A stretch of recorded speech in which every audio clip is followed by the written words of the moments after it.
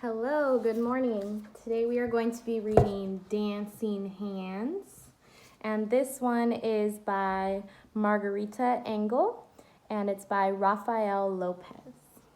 So there's the cover, and then it says, How Teresa Carreño Played the Piano for President Lincoln. So this is actually based on a true story.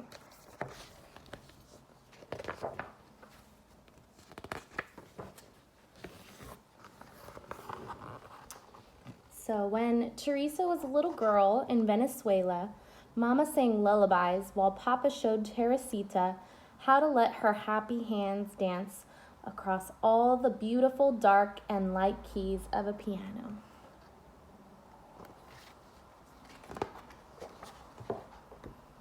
At first, making music seemed magical, but Teresa soon learned that playing a piano could be hard work.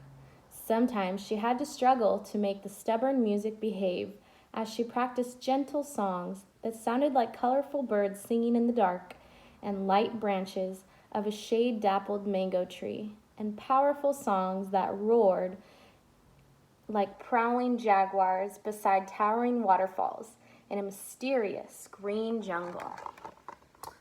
Wow, I really like the way the author used all those different words to really put a picture in your head.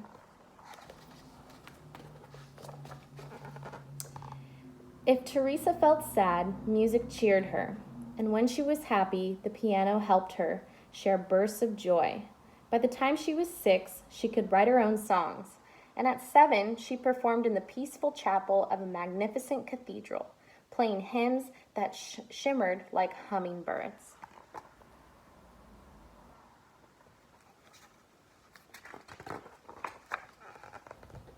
Music was Teresita's delight. But suddenly, when she was 8, a war changed everything. Guns blazed, swords flashed, and poor Papa had to rush the whole family down to the seashore and onto a ship, into a storm where wind howled, waves rolled, barrels tumbled, ropes snapped, and clouds bucked and kicked across the wild sky like angry mules.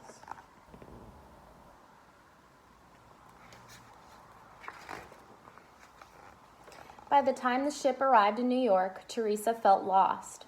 She was homesick. How could she ever play happy songs again in this unfamiliar country where she did not know a single friend?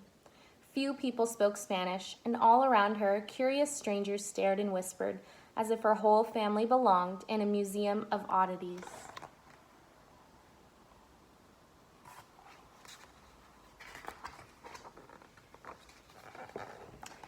Worst of all, there was fighting here too. The horrible Civil War, North battling South, as soldiers marched and newspaper boys hollered about victories, defeats, funerals, and fears.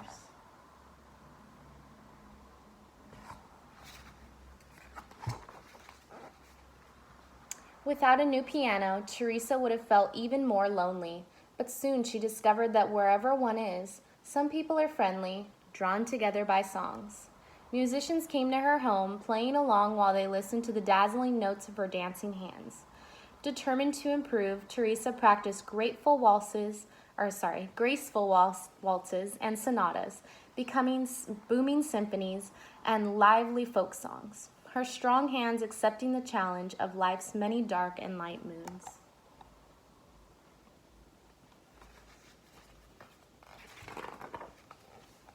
People began to call her the piano girl. Her picture was in the newspaper and on posters advertising concerts where she performed with great orchestras that invited her to play solos.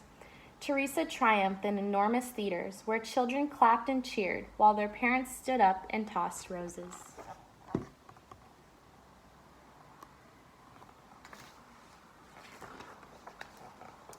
With Papa at her side, she traveled to elegant cities, and by the time she was 10, the piano girl grew so famous that she received amazing invitations, including one so special that she could hardly believe her eyes. President Abraham Lincoln wanted her to play for his whole family at the White House. I would be so nervous. But the country was still at war, so Teresa arrived in Washington, D.C., at a time when freed slaves were signing up to be soldiers. The injured moaned, and nurses groaned, from the sheer weariness of caring for so many fevers and wounds. Not long ago, the president's young son had fallen sick and had died. Men argued about battles lost, battles won, speeches made, victory delayed. Teresa began to worry. How could music soothe so much trouble?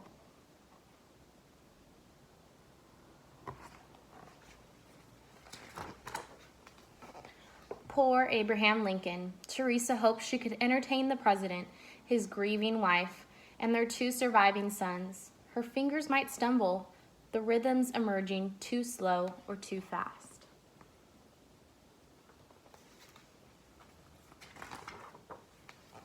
But Teresa was brave, and she believed in trying her best, so she entered the White House silently, clutching Papa's hand fiercely as they stepped into a room so red that it looked like a storm or a sunrise.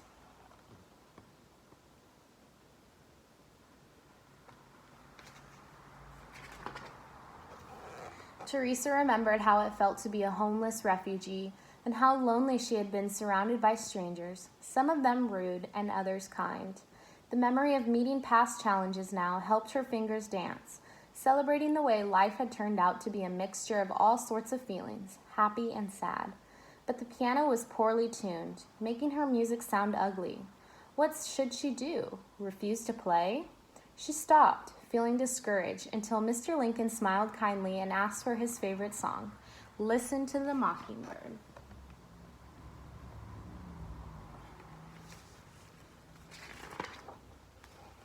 Teresa knew she could play this lively piece, even on an imperfect piano, so her fingers leaped across all the glorious dark and light keys, improvising the way mockingbirds do, the melody changing as she went along. Music swirled, twirled, and soared on wings of sound. The president listened quietly to notes that rose, swayed, rippled, and dipped like a bird in a blue sky above a green forest. He closed his eyes, nodded his head, stretched his long fingers, and tapped the tips of his shiny shoes.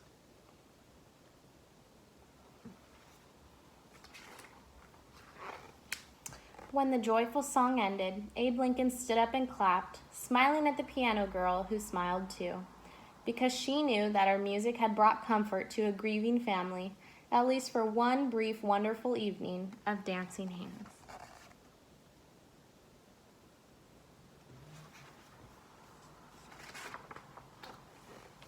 From then on, Teresa felt certain she would always be bold enough to share her musical courage anywhere in the world, simply by letting her fingers travel across all the beautiful dark and light moments of hope.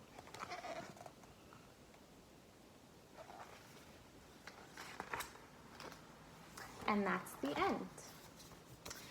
So I want you to comment below, what's your favorite type of music? So these can be options such as rock and roll, you like classical music, you like pop, and if you're not really sure which, kind of music your favorite fits into, just go ahead and comment your favorite song or your favorite artist too. Okay? Bye.